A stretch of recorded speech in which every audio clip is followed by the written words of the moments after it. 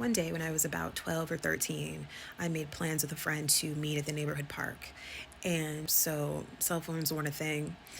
You just called up somebody, said, let's meet at the park at this time, and then you just show up at that time. So I showed up at the appointed time, hung out, friend never showed up. So I just kind of like bopped around the park because I didn't really want to go home. Home was not enjoyable for me. And this park was right in the middle of the neighborhood. It was pretty small. It took up maybe about half a block. There were apartments and houses on two sides of it, and then there was a church on the third side. And while I was just kind of hanging around in this park, I heard a male voice call out to me, and I turn around, and there's this old Victorian home, and it's on an incline. So there's this long set of stairs that went up to the house, and there was this wraparound porch, and it was covered. And there was a male figure standing on the porch. And because it was covered, it was shady, so I couldn't really see him very well. But what I could see, I thought he was really cute. I don't remember exactly what he was saying, but essentially he introduced himself, asked me what my name was. He told me he was 16 and that he had recently moved to that house to live with his aunt and uncle, and that he had seen me around the neighborhood over the last couple weeks, and that I was one of the most beautiful girls he'd ever seen. So I was a very shy, reserved, naive kid. And even through that, I remember thinking, a 16-year-old boy from New York has likely seen a lot of different girls. There is no way that I could be the most beautiful girl he'd ever seen. And I still remember what I was wearing that day: floral overall shorts, Keds with like ribbon laces, and my thick glasses, and my hair was just frizzy and all over the place because I didn't know what to do with it. So I just remember thinking, this can't be true. And so at some point he had stepped in closer into the light so I could see more of his face. And I remember thinking, he looks older than 16. But that naive part of me was like, well, why would somebody lie about that? Why would somebody lie and say they're younger than what they are, right? And why would he lie and say that I'm the most beautiful girl that he's ever seen? What would be the point of that, right? So I chose to believe it. I also came from an environment that was highly critical, emotionally abusive, and often lacked a lot of love or affection.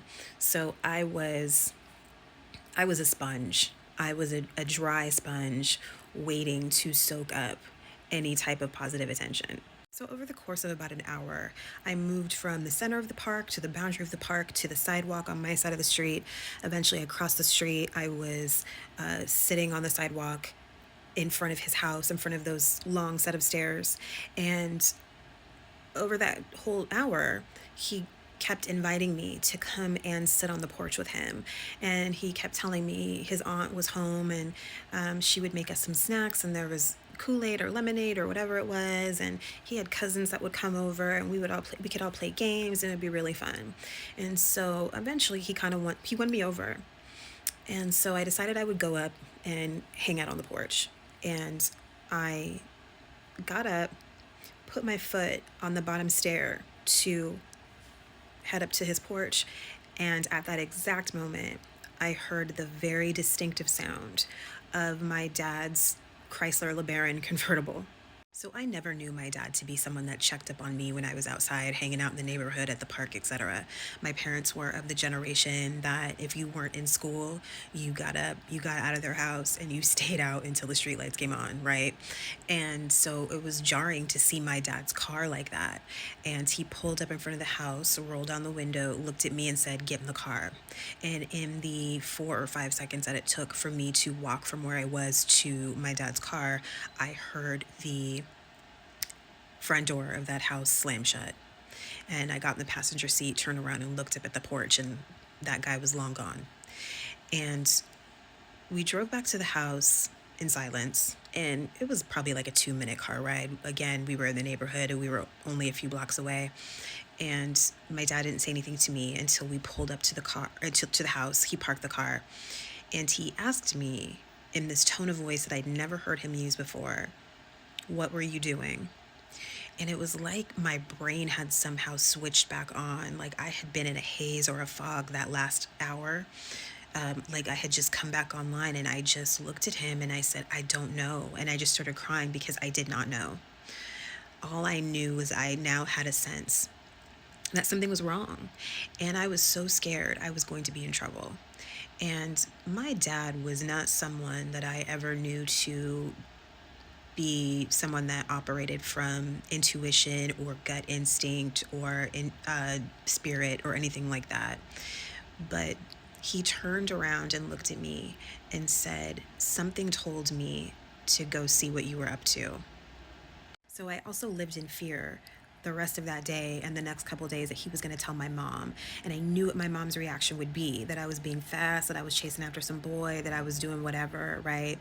And he never told her. And that was also a surprising element. So I'd forgotten about that whole situation, and I didn't remember it for probably about, I'd say, about 25 years. And I had moved away from my hometown. I was invited to a wedding of a friend who still lived in my hometown, so I came back for the wedding. And I remember pulling up to the church, getting out of the car, kind of standing there adjusting my outfit, and I just looked up and realized I was looking at that house. The church I was at was the church that was across the street from that little park and across the street from that house. And as I was looking at the house, the memory came rushing back, and along with the memory came the realization of what that situation actually was. And I knew that day, without a shadow of a doubt, if I had walked up those stairs, I either never would have come back, or I would have come back completely changed in a terrible way. My dad passed about 4 years ago. And I remembered that story again.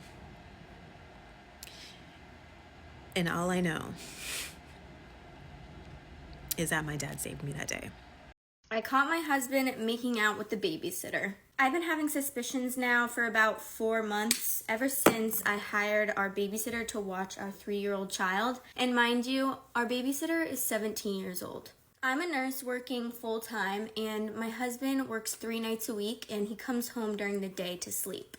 I felt like I was going crazy because I felt like something was off, but my husband would not help to ease my mind and answer the questions that I had been asking him. So I installed a camera in our living room. I saw nothing until about day 4, and that's when I saw my husband and the babysitter making out on the couch while my daughter was watching TV. I genuinely felt like my whole world came crashing down. He started crying when I confronted him. He was really trying to get me to just listen to his side of the story, but I just took our daughter and I went and stayed with my mom. It's been about a month now since all of this happened, and my husband is still crying about his slip up. He even went as far as to say that the babysitter initiated it. He managed to make me feel guilty for not dressing up for him or not giving him enough attention. Now I strongly feel like I bear part of the blame for what happened. One thing to note is that I'm 31 and he is 34. I honestly just feel so disgusted with the whole situation, and he won't stop begging me for a second chance. My heart and mind have been racing like crazy lately, and his family is even defending him to me. I mean, what would you do in this situation?